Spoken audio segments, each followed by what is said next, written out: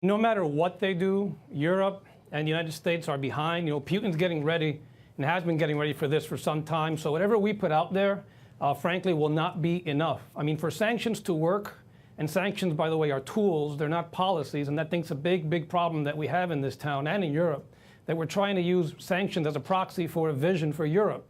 Putin knows this and has known this since 2008 when the tank steamrolled through into Georgia.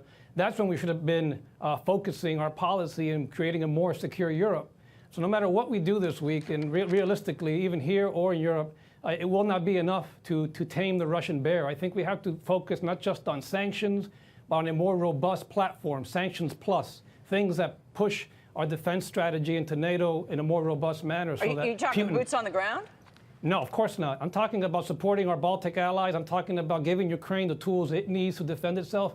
I mean, think about this for a minute. I hear the Secretary of State yesterday on Fox News talk about this Republic of Donetsk as if it's some legitimate organization. That group should be sanctioned as a foreign terrorist organization, and then by default, we should consider seriously designating Russia a state sponsor of terrorism. Like Iran.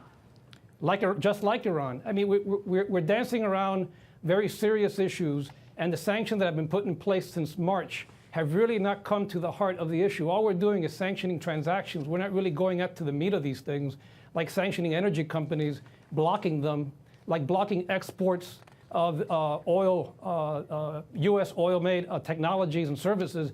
That's how we're going to get Russia's attention, not by doing these pinpricks on the Russian. Putin's part of the equation. We have to talk a little bit about, too, what's happening inside of Russia. And his polls are through the roof right now. And we have to be a little more calibrated in how we individually target him to make him even more popular.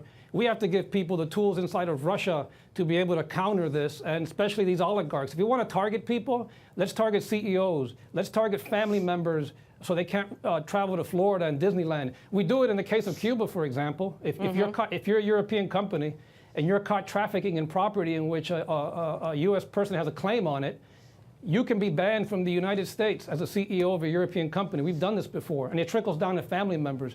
Those are the type of sanctions we should be imposing on the Russian regime, not these pinpricks that we've been using the past few months. Regime.